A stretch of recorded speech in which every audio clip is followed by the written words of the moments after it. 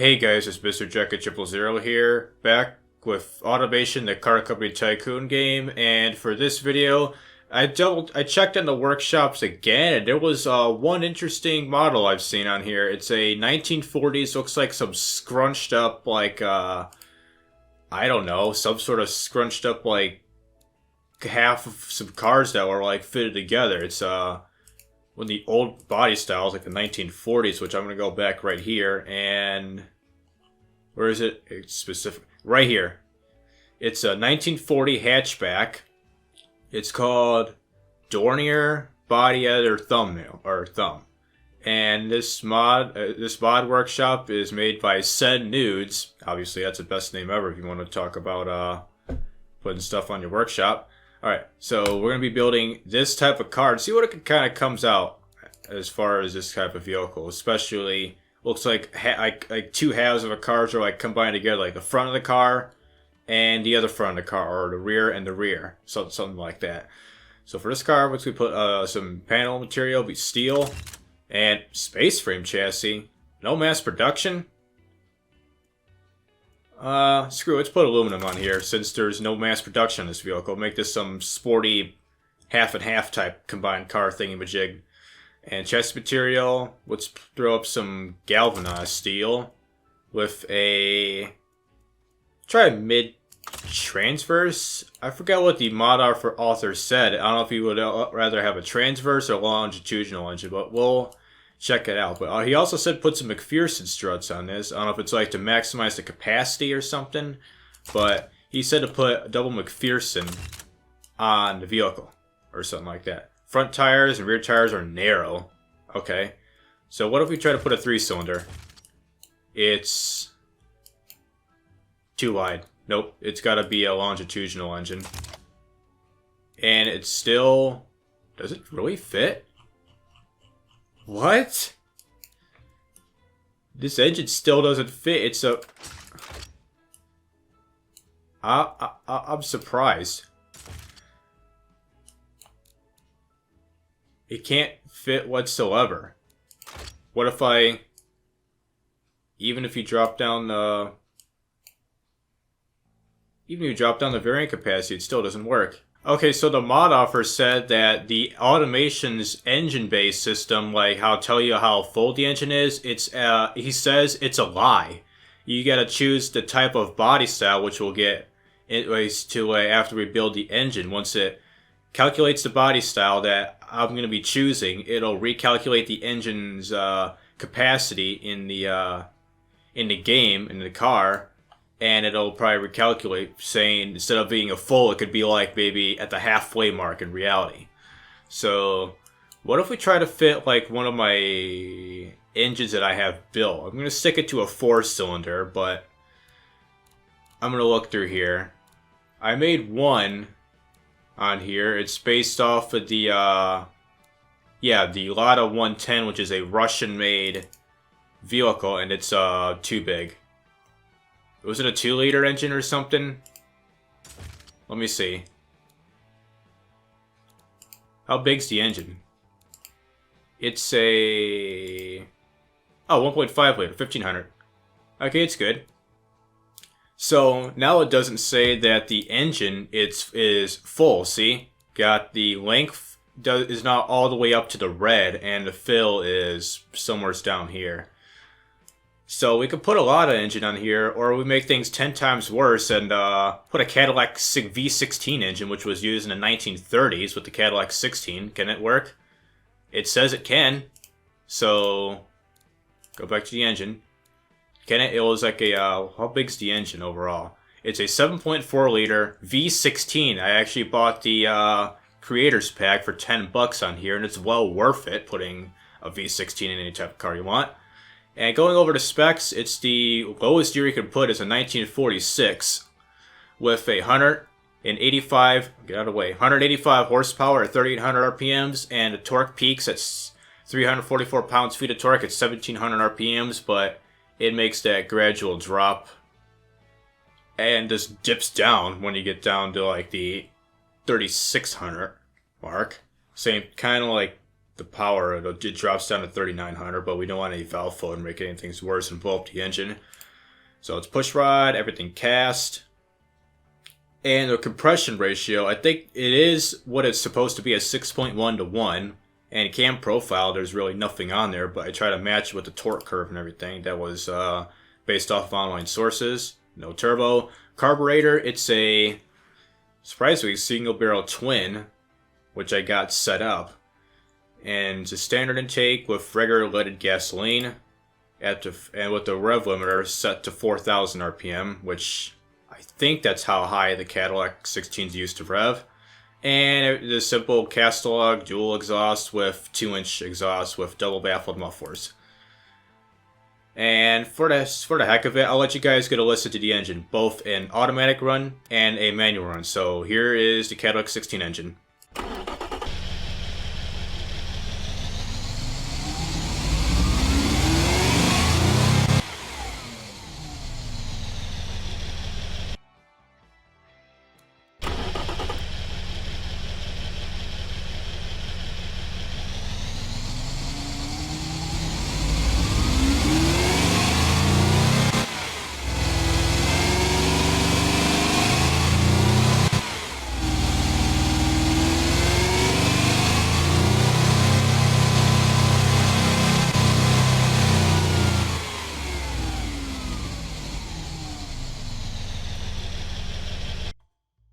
So, that is one type of powerhouse, is some menacing revving 16-cylinder engine.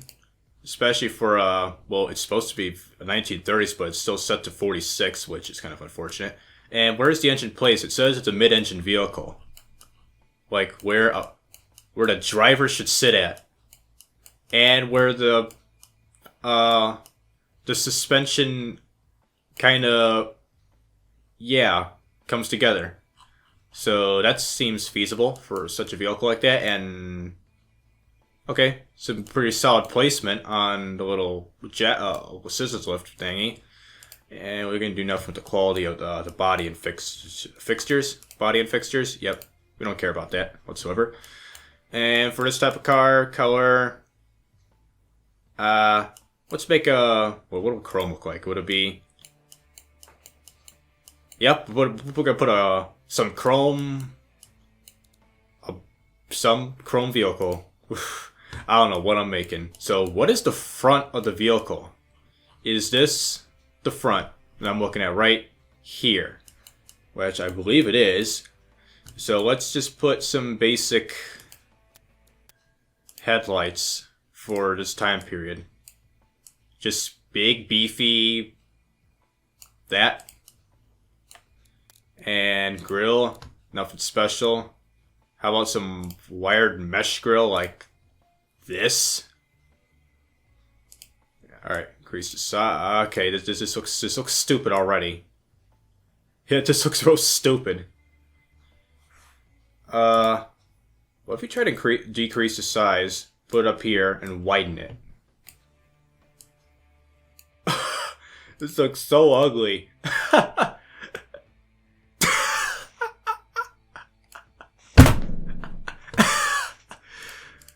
Oh my god. Yep. Exactly how... This is exactly how cars were made back then. I ain't gonna lie. We try to match it up a little. Just decrease the height and the width. And... Yep, I think we're keeping it something like that. Now, I'm not gonna change it. This is what it is. Put the badge here, big and beefy, and not in the way, showing its best V16-ish car ever made. Good. And the mirrors. Can we put a side view mirror? Or no? If not, they gotta be like this. But I gotta flip it the other way around. If it can not do it, maybe? No? I don't know if it'll do it, and... Yep. Yep, I think something like that.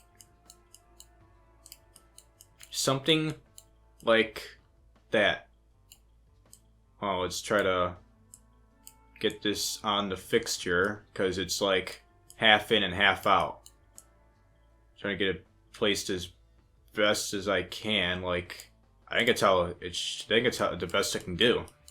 Something like that. And the door handle, nothing special. Kind of, is it? I don't know if this is supposed to be like the old open door like that, and like a minivan like this. But let's pick something like, let's see, this. Open it that way. Seems fine. Second of all, let's put a small indicator. Where is that indicator?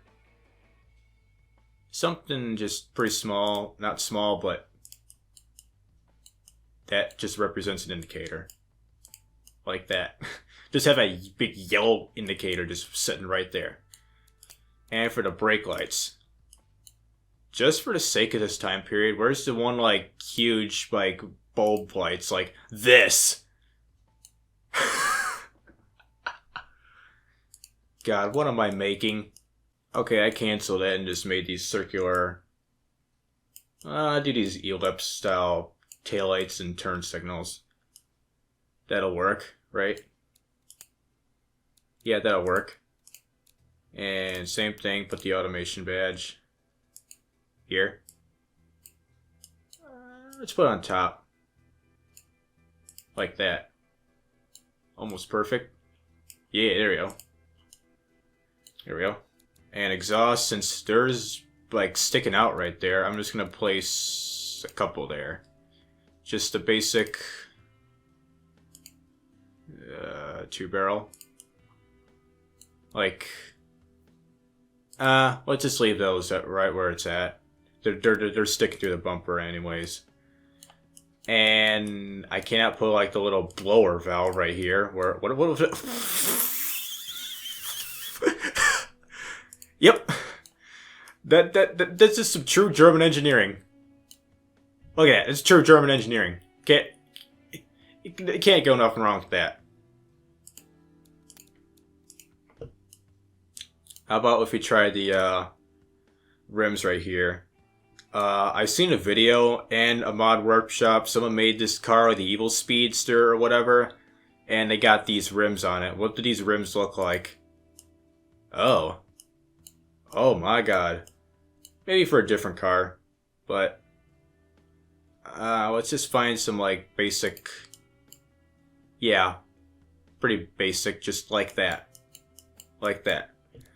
And plates, like always. Just this. Boom. Right there. Yeah, right there. And I believe that's everything that we can think of, but we could put something stupid like put like a some sort of spoiler, like a lip spoiler on top, or putting lips on here, because this looks like a one boxy vehicle that's unaerodynamic. What's it trying to drive? The ears just go like up here, then just curving over and curving down. It's just like, where am I supposed to go? Just up here and there and there. That's just how cars were. They were not aerodynamic, and they hadn't thought that through. And now, like cars like in the mid '80s, or some concept cars, they done that with put some aerodynamics in mind, made the cars curvy, but majority of them didn't have that until that came in mind to save gas mileage and improve some performance. So, I guess that's everything with this car. Pretty short build because I don't want to make too long thinking of what type of engine I want to put in. Just have a pre-built Cadillac engine. And forgot the fuel cap. No, let's put a circular one. There. Nothing too specific. And let's not put an antenna on here. Just going through everything. I think we're good to go.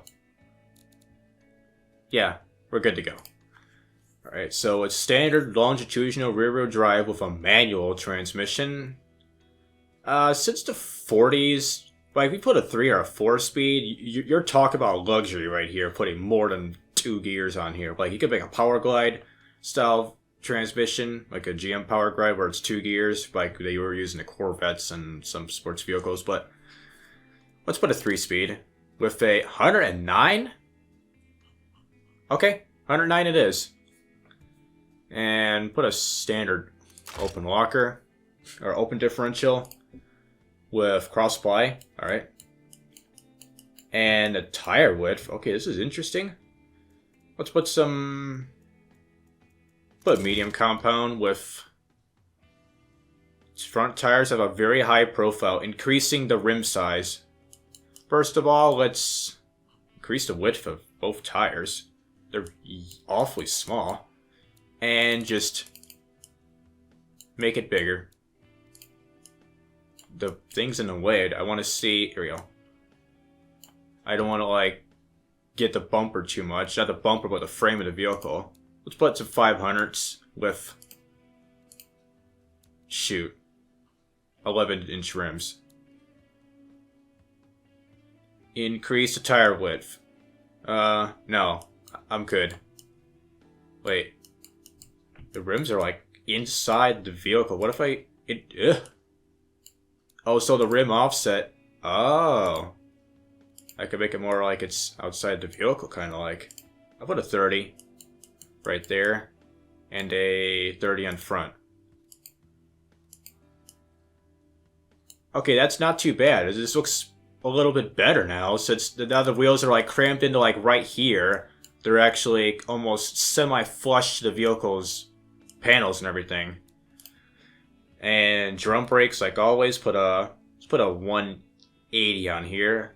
Or, no, 190 front, 165 rear. With a 35 pad type.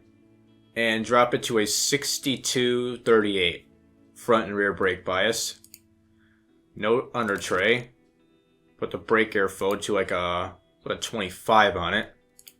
Seats. This is a 5-seater? There's no way this is a 5-seater. I understand if it's 2-seater, and can it? I doubt this thing's a 2-seater or a 5-seater. Like if you're in the middle of seat, this area would be like cramped. Like here's this seat here, kind of cramped in. Middle seat, super cramped. There, semi cramped. I'd rather put 4 seats. Yeah, it'll be better. And everything. Should I put sport? Might as well, since we got a big engine in this vehicle. With put premium radio. Just for the heck of it. No power steering, no traction. And put some standard safety features. And we got a muscle car, and it's got strong oversteer. Oh, this is interesting. What do we got to do? Increase the rear grip. And top speed lower down a little bit. Huh. And what was the 0 to 60? 8.2 seconds. Wow. And look at the wheel spin. My God. Does decreasing? No, that makes it kind of worse. Even the 0 to 60 time. 8.2. 8.2. And we're making wheel spin on gear number 3. So I had to decrease the tire whip to 210 and, or 110, sorry. Like if I'd up this by 1 tick, the car is oversteering already. You can see right there. And what it says on the 4th slot, the car tends to oversteer, increase the rear grip. But it's better off to drop it down a little, tad more. And it's somewhat like some minor to moderate oversteer, but it's not major, but it's something. And wheel spin, 100% gear 1, 95.6 gear 2, gear 3 none, right? Yeah, none for gear 3, which is surprising. And what can we do with the suspension overall? What's it saying for the suspension? Dampers, just the dampers are hard. I'm not good at the suspension tune-up, but what can we do here? Whoa, that just increased it by quite a bit. For the roll angle, or drivability wise, what? It did something. Oh, it's increasing comfort. It's making the ride more comfortable. Nice. Nice, we're getting a more comfortable ride, rather than just like your old stiff, it's a bad vehicle. And now we're sacrificing sportiness here. What if we drop it here? Well, we're getting better comfort values. What if it suspension, not the suspension, but start to drop down the ride height? It's decreasing sportiness and increasing drivingness by a tad based on this graph, but alright, increased sportiness there, but if I do it again, it drops down quite a bit. I don't know. Alright, dampers are still going bad. Let's keep it down. Let's look at the graph. Alright, keep it down. If I do a couple tads more. Okay, I just touched the camber profile on this like once and it dropped to like 22%. It's stanced. We're trying to make this thing like a substance style vehicle. I don't know what's going on. Let's try to reset this and try to tone it down, because I tried to do the camber and it did kind of work out for the rear, not the rear, but both the rear and the front. So let's try this again. All right, reset it to 0.5. What if we drop increasing drivingness? But will it increase sportiness quite a bit? Increasing corner performance, but we're not too worried about that. I don't know.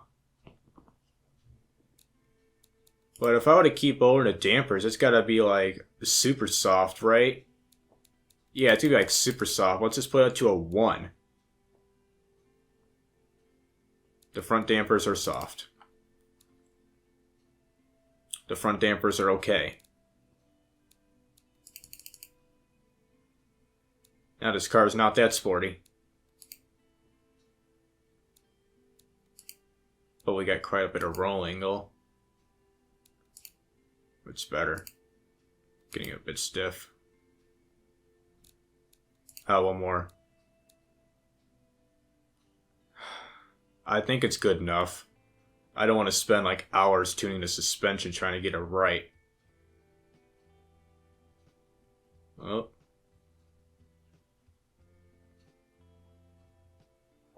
Alright. I think this is final with this vehicle. Got the camber, springs, dampers, ride height set up. I'm not going to increase the quality or nothing. What's going to keep it how it is. So, this car. Model name. Well, this is going to be quite interesting. The Half-Halfmobile. Yeah. I think we're going to call it Half-Halfmobile. Because it looks like half a car here, half a car there, and something in the middle there. Just to compensate.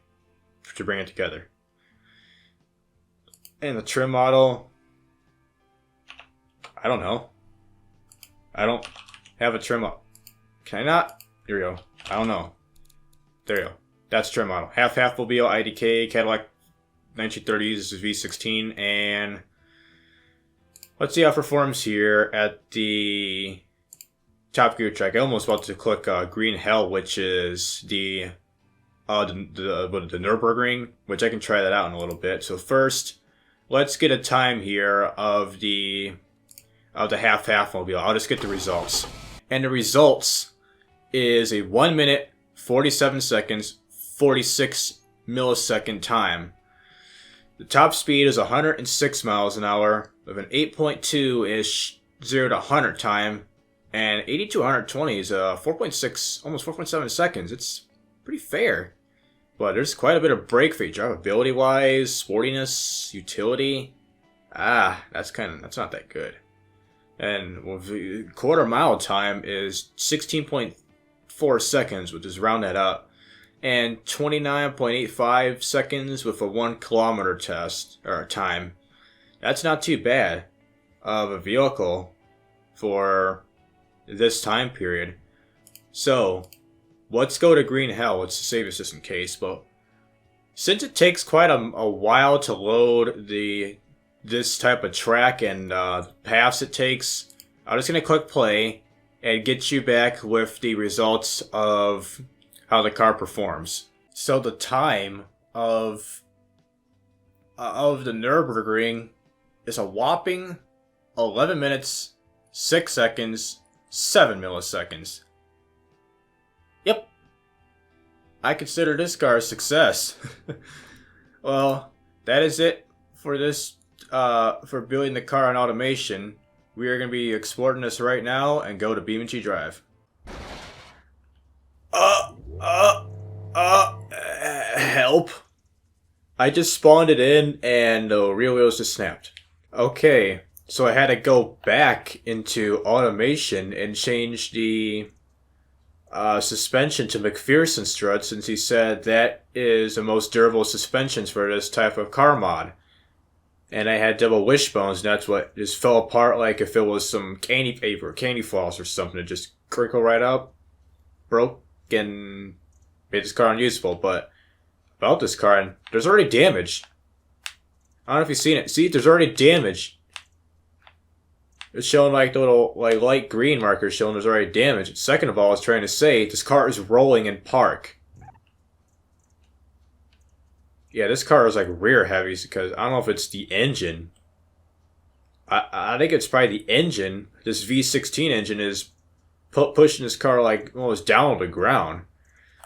That's just pretty interesting. So driving wise, let's see how it is. And oh, we wheeling. We doing wheelies up in here. Okay, now we drifting. Camera. Okay, this is undrivable. Sorry, Cadillac. Sorry to use your engine in this type of monstrosity of what science has created. See? Sorry, Cadillac. So the weight distribution on this car is horrible. Wait, let's find a straight, find a straight line, like right about here. Okay, how does this car react to a wheelie? So let's slow it down, and then just go, hit the gas. Does it scrape, does it hit the ground? Oh. No, look at the body frickin' jiggle around. Dude, it's like not even a couple inches off the ground. It's just scrape it down on the ground. And here it comes. Gear number 2.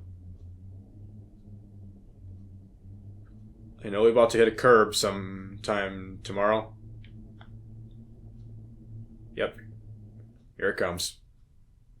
Nope, nothing special. And what's it like hitting the wall? Let's keep it at this slow motion speed and just... Great. Unfazed, but it's got damage. What's funny, all 3 wheels are in the air and the one tire is just putting the grip down and it'll lag spike. It sucks when you're playing with Garfield Heights. Unless something's just trying to update in the background, making things worse. Alright, car's pulling to the right after that hit, and if you just barely hold the gas pedal, you're not going to get any wheel spin. And Gear 3 says there's no wheel spin, so we'll just power down and see... Oh my god, curb! Yep. It still drives.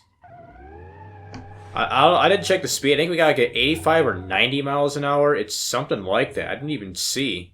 Is that the mirror? Yeah, that's my mirror right there. How funny. I cannot back it up, so reset and try to find something interesting before we go up to another map. So for this part of this simple crash test I'm doing until we get up to maybe one more map, is that I got this roamer right here, and here's the plan. I got a roamer here, and I'll just tab it. And I got this car rolling, the Half-Halfmobile, and it's gonna cause a, oopsies, intersection collision right here. So I'm gonna be coming at around like, I tested it out roughly 80 miles an hour, and get the roamer to start coming through the intersection. We both try to T-bone each other. I'm not too big a wannabe insane guys who pulls off these BeamNG crash videos, just not pulling out like him. But I'm going to try to set an AI control. I think you got to go to escape and start controller. Go to customize UI apps, plus button, and we get to the AI control menu. Let's put it to the bottom left here. And whoops. And for something simple, let's just do I need to set up a prop here or what? Because I don't know. Let me figure this out real quick. Alright, so I got it set up. So I thought I needed like a prop or something that could detect the roamer to stop or chase something, but all I had to do was go to a specific manual and target the specific point on a map called A.A. Walsh Clark, which I need to get out right here. And where it's at, go to navigation graph or the navi graph, and you can see right here, if you can barely see it, it kind of tells it right here. It is A.A. Path Walsh Clark 13. So I'm going to get this set up right here. Let's first of all get me set up. Let's get reset the vehicle. Here, I'm back a little, and then start going here. It took me a few tries, so here, next car, pause a little there, and get to the AI point. Good. Now, hopefully I can just speed along and then T-bone each other and get a camera angle set up, and we can move on to one last map. Let's I don't know if we're going to do Brutal Slope or Leap of Death. I think Leap of Death would work out, so here we go. Here we go. Here we go. Alright, alright. Oh, okay, here it comes. Let's slow it down here. Nope, too fast. Too fast. Oh, so close. I'm going to try it again, but hopefully I can get it right this time. So, reset me, reset the roamer, and try this again. Okay, here we go.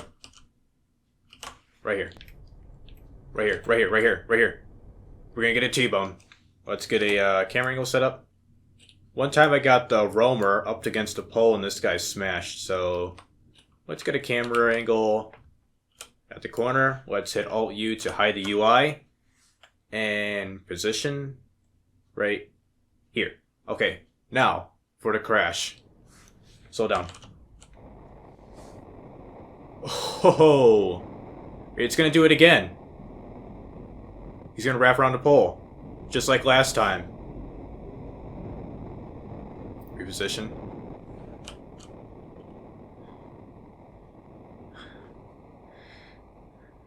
I think I might need to start doing like these types of crash videos more often. Just get one car to go to this point, the car just drives straight to the intersection, but I think there is a path like somewhere's down there. I can just take it that way instead of doing it the hard way and me manually controlling that car and this roamer to do automatically stop somewhere's over there.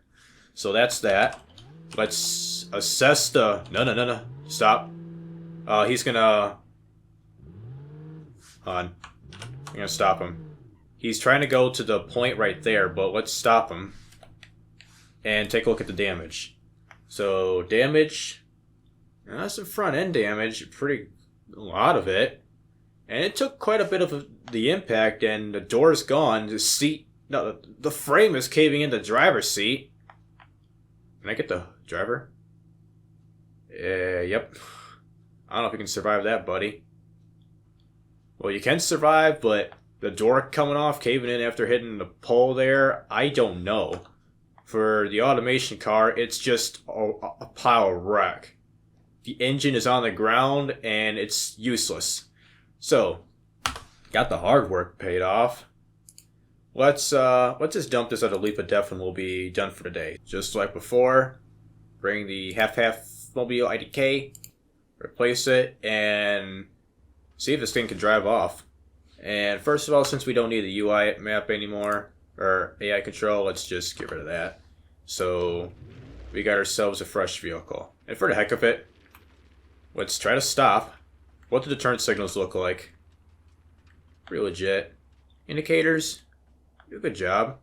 Headlights, like always, and they kind of light up the logo. It's nice. And they do light up the taillights. And that's pretty much it, that vehicle. I just want to get some aesthetics to point at, and I thought we were about to 540 it. Now, jump off the center. Here we go. And I know camera's going to go stupid on this one, so bear with me. So, initial slowdown right here. This will be interesting. It's probably going to just cave right down or just ramp right down. No, it's just gonna slam right into it. And yep, this is where the camera goes mental. I can't even rotate. I can't. Speed it up a little. Here. We're just flattening it from one side. Yeah. That's all we're doing. Yeah, this camera's messed up because the driver is... or... whatever, the engine's about to come off. I don't know. I don't even know where we're at. Okay, here we go. Gonna get ourselves reset. And we're gonna go into the water. Yep. Can we? Just barely. Yep. Just right down the water. And we'll do one more run and we'll be done. Let's try to get the little side of the ramp right there, the right side. Alright, slowly accelerate. Alright, for it like SpongeBob always does. Try it again. Okay, here we go. Try this again. Right on the marker. There we go. Now we got a barrel roll going.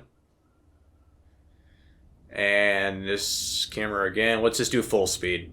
Ignore the slow motion on these impacts. Yeah, this is some weird camera angle. Right? The engine is gone. I don't know if you've just seen it, but the engine is literally gone. Was that the engine I just heard? I'm hearing more clangs, like that's the engine falling down. And I think that is. Hold up, is that the engine? The answer is yes, that's the engine. Holy crap. He's like a good 1,000, so 1,500 feet away from each other. And that thing's zooming down like a meteor. I lost it. I lost it. Rest in peace, engine. And it's just coming down slowly down this part of the...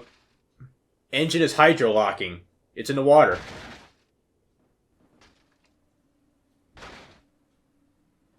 And the engine gone, hydro-locked, and now it's in the water.